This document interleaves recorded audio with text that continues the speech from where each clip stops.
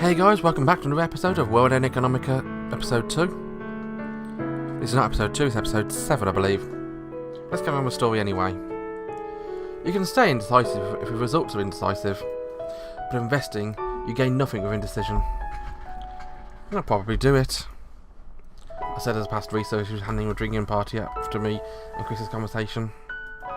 She popped open drinks and brought out simple dishes, all Risa did was smile happily at me. Her always told me to come back here if things didn't work out. Except I did at least run a search on Eleanor. From this I found out from the SMS bank managed by a descendant of a noble had been severely damaged by a trader's mistake and ended up being bought out.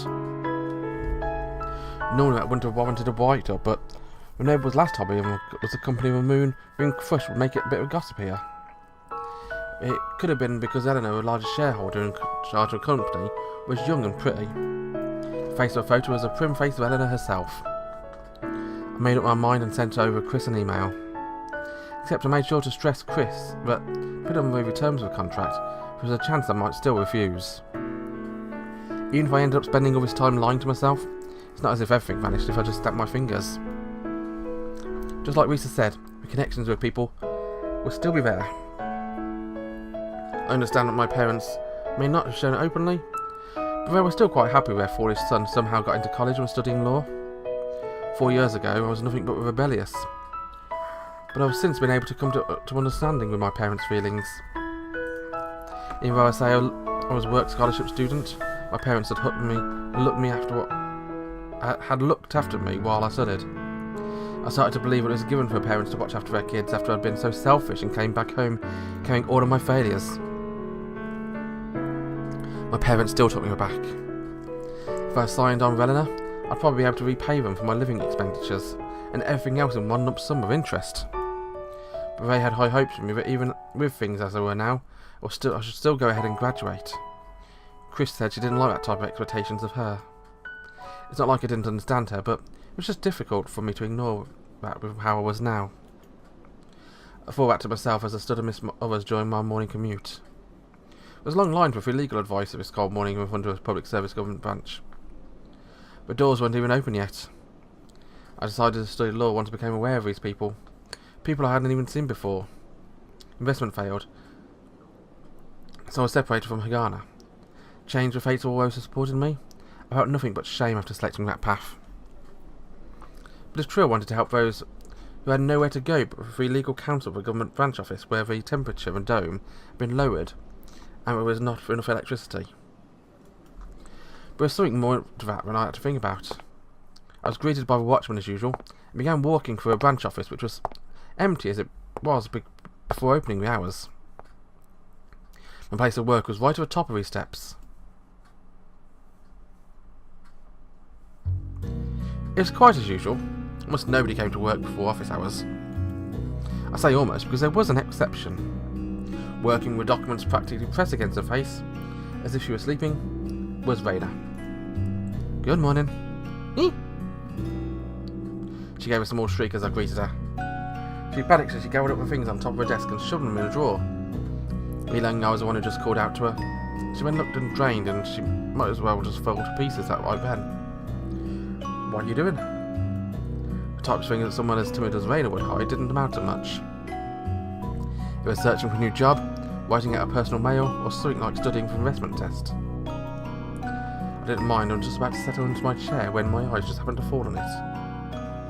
It was the application that I pushed on her from those immigrants. That's... You submitting it? She didn't look at me, she just went into silence for a good 10 seconds as she gathered up the documents. Then, looking straight at me, she answered as she forced herself to smile. Are you going to stop me? I should have had difficulty answering this, but I'd already reached my own conclusions. After being lectured by Risa and hearing Chris, I believe I should be willing to forgive myself. No, I won't. Actually, I was thinking of telling you to let it through. Huh? She looked at me with a baffled expression. No way. Really? You're lying. She said that, but at the time she had a bit of a smile on her face. But if you're serious, then I'm happy. Really? She was still staring right at me, yet her eyes had a faint mischievous glint to them. There were sort of eyes that you'd show a friend who you were doing mischievous things with. I thought all night, and I believe we should help out those in need, even if it's against the rules.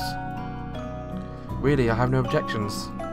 Actually, it's not that I was doubting you, just by doubting my own feelings, my report. Her smile showed that she was slightly embarrassed. Seeing that worried me even more, given how showbig she really was. I think I needed to think about what you said too.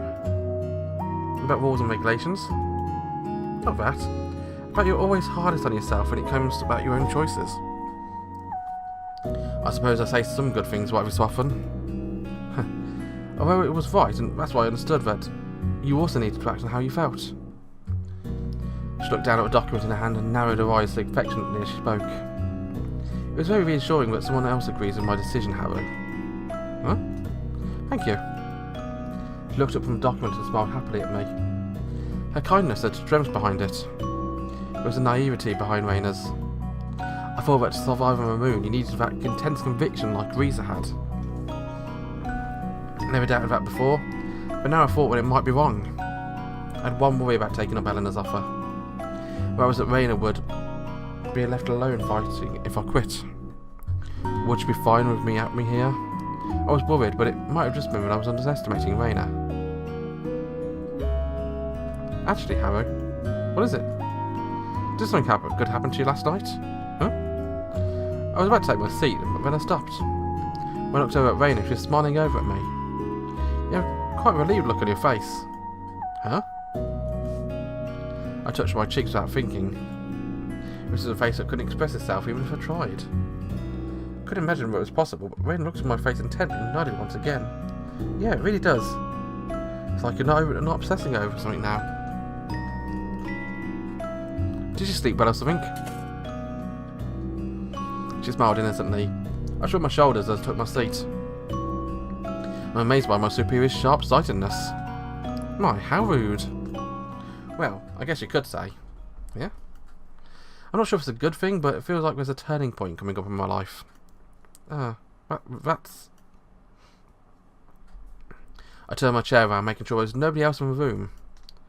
I may have to quit my job here. Huh? I don't know how things work out, though. That's... exactly what... It's actually pretty good. I can end up with a job with good profits and pay. Nothing dangerous, is it? Sorry, but quitting, you say, returning to scholarship money, and leaving the dorm? I couldn't imagine something like that. I know what you're trying to say. It's from a former contact, that type of thing. Former. The rest of society would probably think, what is this 20-year-old college kid saying? I felt just a bit proud of me who'd failed 4 years ago, and just how much he'd accomplished. So it might be a bit brazen to say, but I did have one concern if I quit this job. Concern? Reina repeated that and tilted her head, wondering what it might have been. Then she realised it. Haru, do you mean about me? I can't say it so clearly. You just did. How rude. I do know the gist of things around here is bad, but before you came here I was doing just fine on my own. Just fine. Yeah. I thought about saying a bit ago too. Jeez, well, I do know lots of people who worry about me. I may be slow, but even I know it. That's how beloved by others you are. My, how flattering. First time hearing that from you. I didn't mean it as flattery though. I said that, making Reina feel like she was being made fun of even more. But at the end, she just gave a little sigh and chuckled. It's fine. This is my life, but maybe after a little while I'll be able to quit too. Huh? She looked at me with her mouth and curled up mischievously. Then after glancing at me, she rolled her eyes around as if she was sure of something, and she reached over to her purse. I didn't intend to tell anyone actually. About what? Well, what could it be? She took out a small pouch from inside her purse and dug into it. Something I never expected to come out of that cheap, durably constructed synthetic leather pouch.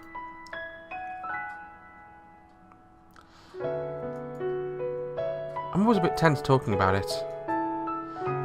Congratulations!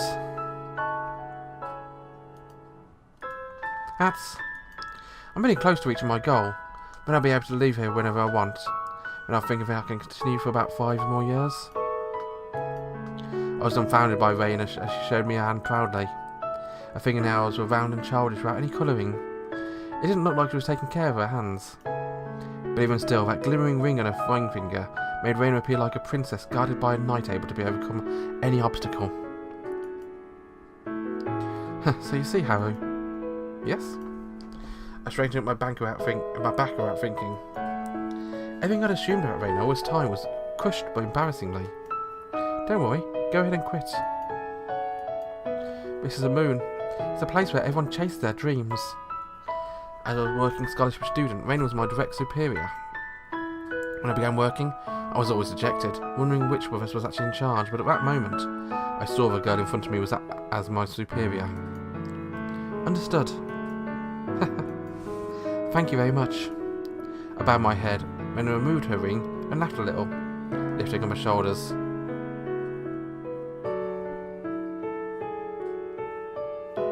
See you tomorrow then.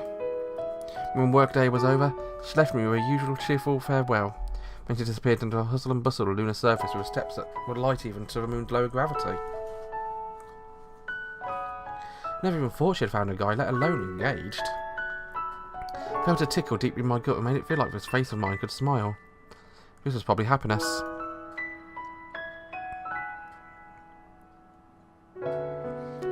So were stories like this on the moon as well. Just that was enough to make me feel like I could go on. To believe there was such a story waiting for me when I was on the verge of changing jobs, it seems it was too perfect and a bit scary. All the things that Risa said were probably correct. I couldn't let this chance slip away. I believe my chance was right here, right now.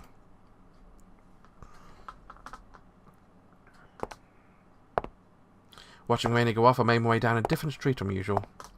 Around Newton City, there was a tide-like ebb and flow of human traffic. In the morning, we'd head towards Newton City, and at night, we'd scatter around the surrounding housing districts. I moved opposite that flow, heading towards Newton City by train, as I stared at the artificial sunset simulated by the capital's dome. Long ago, I used to look out at Newton City every weekend in awe. I thought that I would succeed here, and in a few years, shut down streets. It was so nostalgic that I didn't even feel embarrassed about it. I had a feeling that I understood the reason Risa treated me like a kid and was so affectionate towards me. However, I hadn't stepped inside Newton City since then. You can see Newton City's skyscrapers if you were pretty much anywhere with a view, and that was more than enough. I had no intention of taking part in the battles that waged there, nor did I think I'd ever be involved again. It had been years since I'd gone to a central station, yet it hadn't changed at all since then. The shark is believed to have evolved as far as it ever will, having remained the same for tens of thousands of years, and the lunar surface may be the same. Yeah, I didn't feel like it was showing its age a bit. I had a reason to come to a central station crowded with people. By going to a famous meeting spot at a central station, the statue of E.J. Rockberg, the founder of the most prestigious bank, I was able to quickly pick out the person I was looking for. Oh, Haru. Guess I'm a little late. I get lost really easy, so I thought I'd come a bit early. Will you be alright leading me there?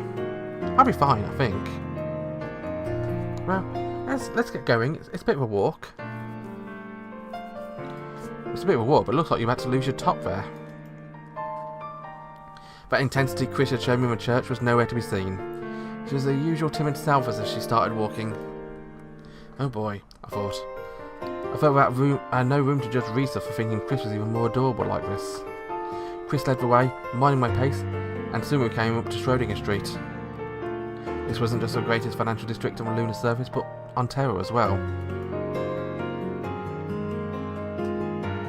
I stopped with the same old golden cat, as nostalgic and sardonic as memories filled my head.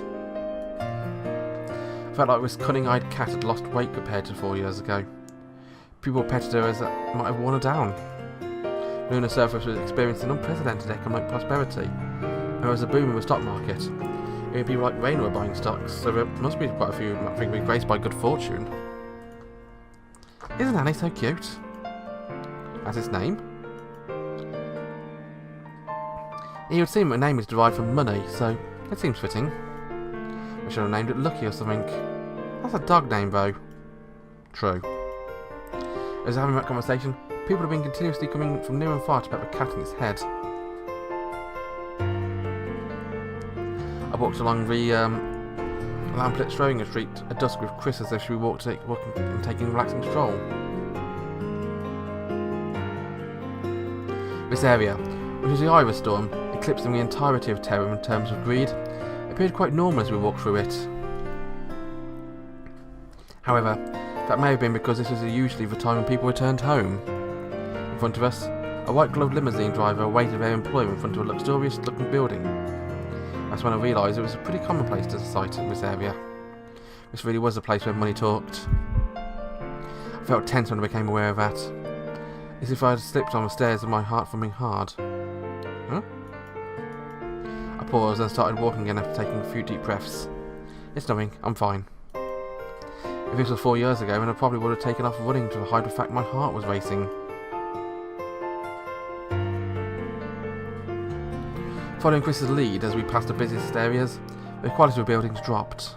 There were no more lobbies in which you could see hanging glass panel chandeliers. Things started becoming more simplistic.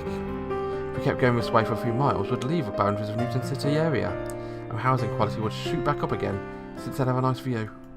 Our destination was located in an area between there and the central station. It was like a little valley where the sun didn't reach. Speaking fondly, this place was bustling, but with hungry motivation about it. Speaking less fondly, it was a place where no one would have had any hope of getting ahead. It's a 22nd basement floor. Passing through automatic doors, we entered a dreary lobby. There were no decorations to speak of, and a long list of offices were listed on the side of the elevator. Nearest its ground level was over 300 feet of the surface. Anything below that is considered the underground. The 22nd floor, where we were headed, was quite close to the surface, so the rent was pretty up there. When we entered the elevator building, bearing the logo of the World Industries, the moon's dominant construction company, from a panel spotting nearly 100 buttons, Chris automatically tapped the bottom of the 22nd floor, as if she already knew what it was. It ran through my mind as the door slid shut with a whoosh. I heard that the size of buildings was restricted by the efficiency of the elevator. Having an inefficient elevator system, yet trying to make the building as tall as possible, wasted an immense amount of time when heading up or down it. So there's actually a specialist who assembles programs for how fast an elevator should go, how many should be on a floor, and which have express and which should stop at every floor. Turned out the skyscrapers on the moon were so high, but because, thanks to lower gravity, the elevators can move at quite high speeds. Seems that Emerald Industries had a secret algorithm for that. However, elevators that are too fast have a problem with floating upwards, so if you don't hold on to them when they slow down. I sort of anticipated reaching zero gravity, but when we ended up at reaching 22nd floor, without anything happening. When the door opened, we arrived in a rather bland space. A space I'm probably going to end the episode, actually. Well, as ever I say every time, thank you very much for watching. Join me again next time when we explore this floor. Until then, have a wonderful day. Bye bye.